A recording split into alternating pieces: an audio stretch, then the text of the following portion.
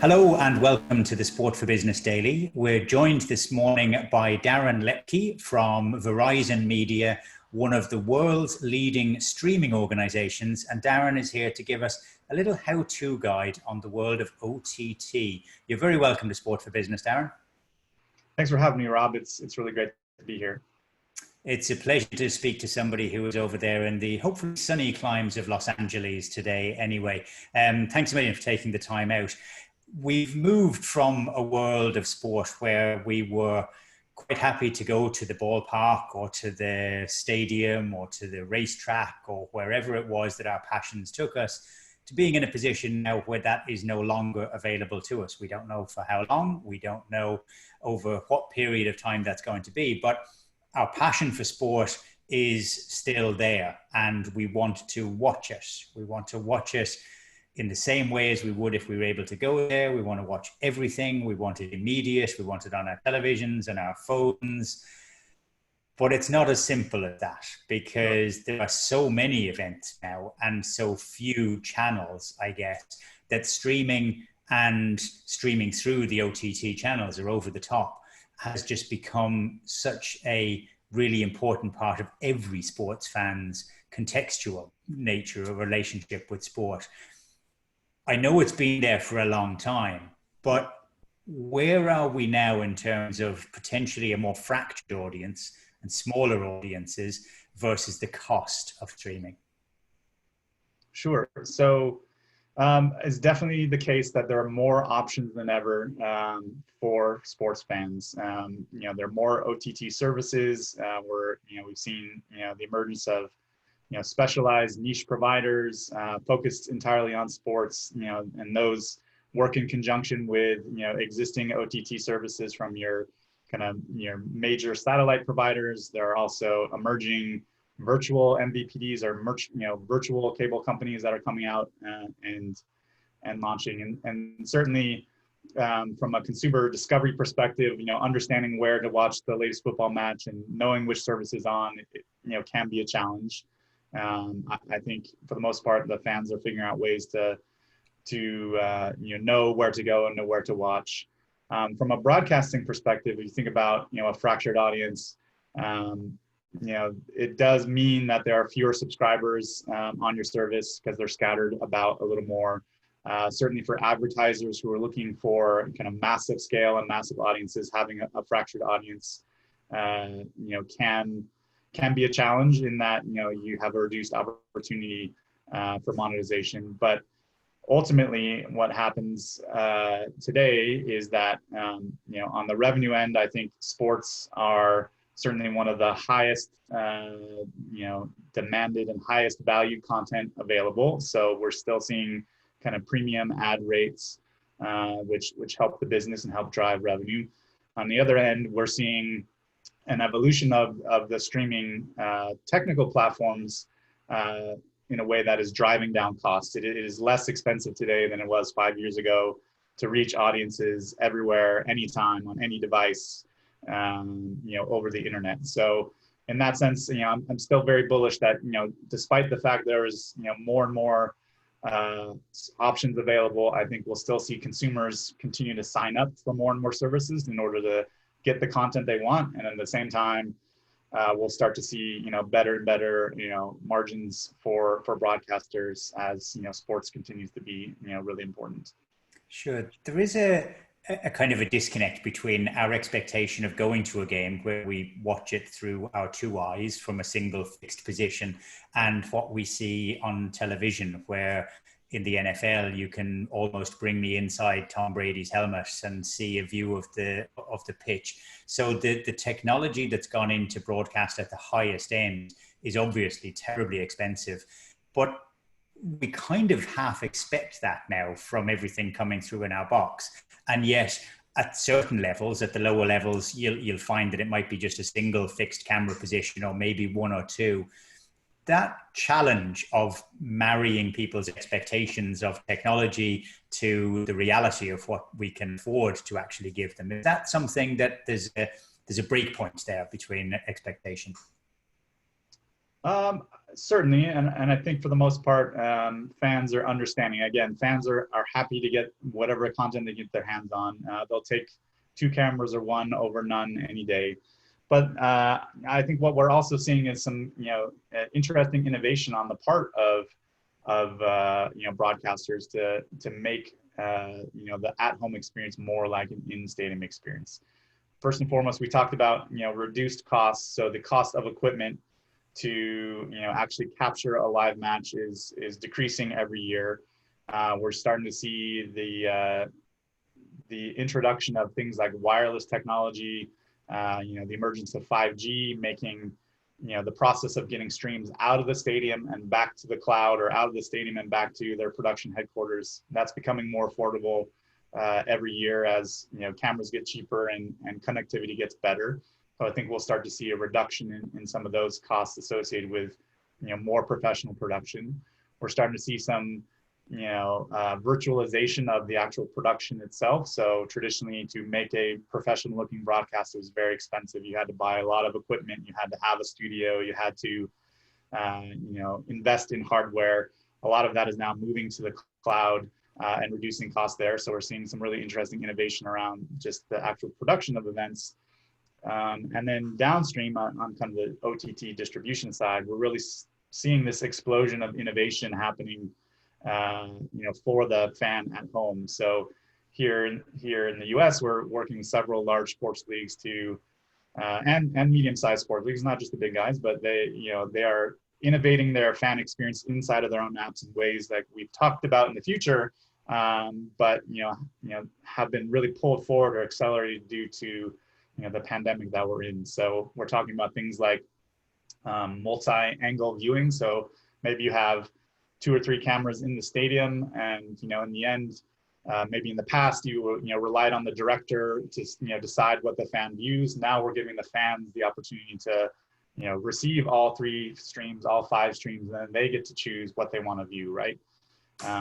We're seeing for the first time the emergence of things like co-watching experiences where you can log into the OTT app, you can see the match happening, you can watch the penalty kicks there, but you can also then invite your friends to come watch with you in a video chat, much like we're on right now, using kind of more real-time video technology. So it's true that in the past, the broadcast experience, and a very polished professional, thing might have been the realm of the larger sports leagues, but we're really seeing, thanks to the internet, thanks to the emergence of wireless and IP, that some of these kind of newer experiences are really available to all, and I'd expect to see a lot more of that coming in the near future. It's great. We are embracing it. The pandemic has kind of slowed down time, and yet it has brought the future forward as well. There's a lot of weird, sort of almost pan-dimensional things going on there. But ultimately, more people are getting to see more games now than they could potentially ever have done before. We've had a few instances here in Ireland where we've got, our national broadcaster has got involved with our National Football Association and working with, an existing Irish company called GAA Go, which has been broadcasting out on the Roku platform in the US.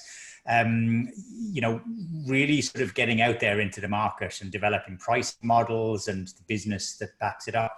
There have been a few instances, though, where the technology has dropped, and that's kind of magnified a little bit more when you go down the scale. So individual associations that broadcast a match every weekend or something like that, they haven't got quite the same heft to get involved in it, but they are struggling a little bit because an upset consumer is a noisy consumer. Sure. Are we still like the rush to technology is brilliant, but is there a danger that we kind of make the odd slip and that the technology is still developing at a stage that we might not be quite so comfortable with? Sure. Yeah, that's as a service provider to some of the largest broadcasters around the world, that any kind of outage is certainly the worst nightmare. And to the extent that I understand their pain, I also don't understand what was causing the outage in this specific case. So I can't speak to that specifically, but I think a couple of things to remember. Number one, the television industry and all of the infrastructure and investment has been around for 70 odd years now. It's hard to remember that streaming on the internet really, took off at scale right around 2010. Like Netflix, had their streaming service, fully launched in 2008. So, it's even hard to remember that things like YouTube and the iPhone really are just 15 years old, right? And it's amazing because how much it's changed our lives, but these are still relatively nascent technologies. So keep that in mind, number one. Number two, having worked in this kind of OTT streaming industry for the last 20 years and trying to make, this stuff happen at scale, it's been really interesting to see kind of how we've knocked down the technical challenges one by one in order to, achieve large scale live streaming for things like, football in Ireland. So the things that we were solving 10 years ago were things like, how do we get content out of the venue to the cloud? How do we solve kind of egress issues when bandwidth is very constrained? You can't really.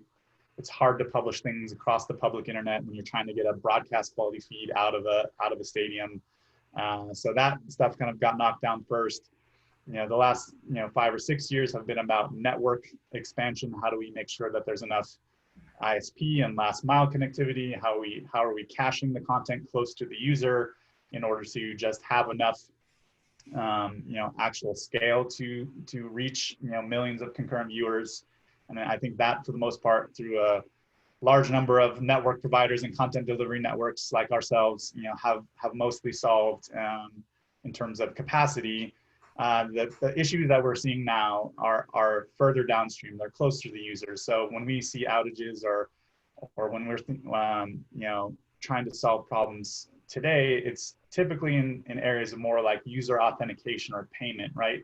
It's not necessarily the core streaming infrastructure. It's do we have a partner who can accept 100,000 credit card transactions in a second because everybody's rushing at the last minute to sign on before the match kicks off, right? So I think it is a process where we're, again, just kind of squeezing out at each step of the workflow. We're squeezing out all the inefficiencies. We're preparing for the kinds of scale that we're expecting. But the reality is we are seeing around the globe, we're seeing events that have multiple millions of concurrent viewers and going off relatively without any problems. So in terms of where we are as an industry, are we still early stage?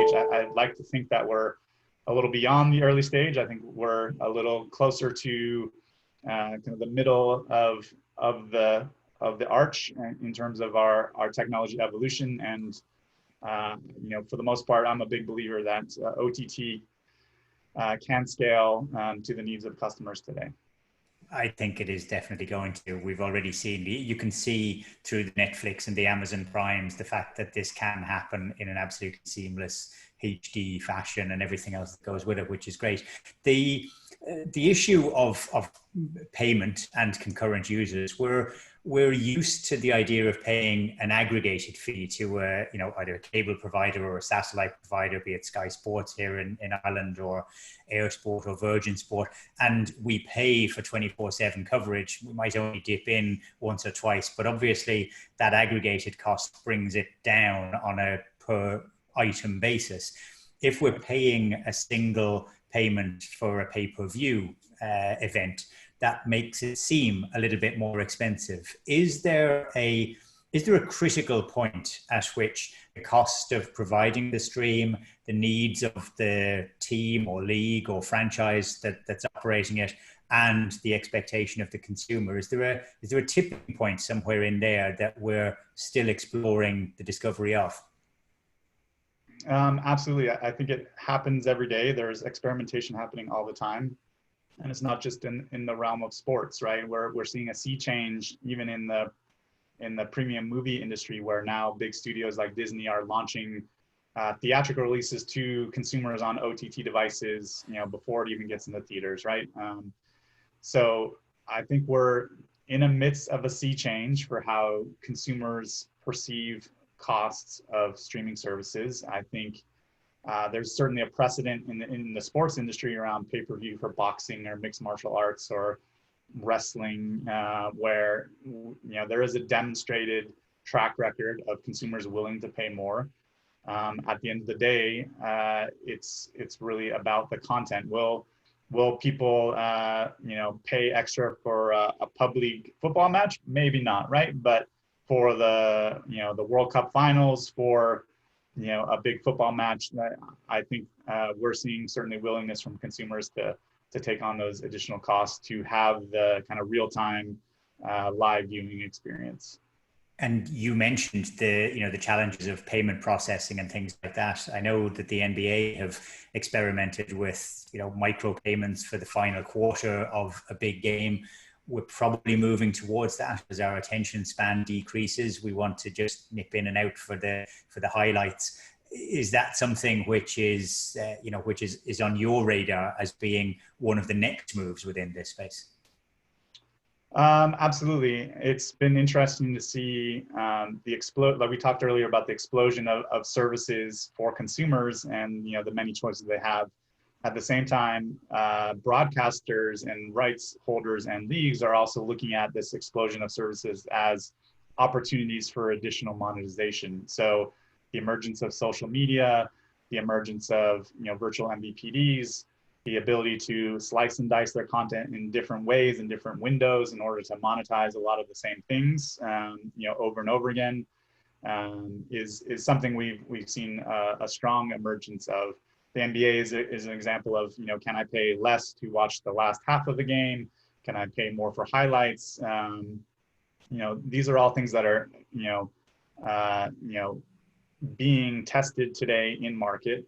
And as a service provider who enables these types of experiences for our customers, the job is really to make it as easy as possible. They don't want to. Our customers have expressed a strong desire to not have to work with 6 different vendors or 6 different partners in order to reach each one of these destinations. So, as a product manager who's looking at the landscape, we too have to ensure that when we're talking about publishing to our customers' own experiences, that's just one aspect of the entire ecosystem that we have to address. And the reality is that the internet itself is a little more fragmented. There aren't known standards or published standards in the same way that broadcast has, published for metadata and transport streams. So each one of these endpoints have their own unique requirements in terms of video formats and metadata.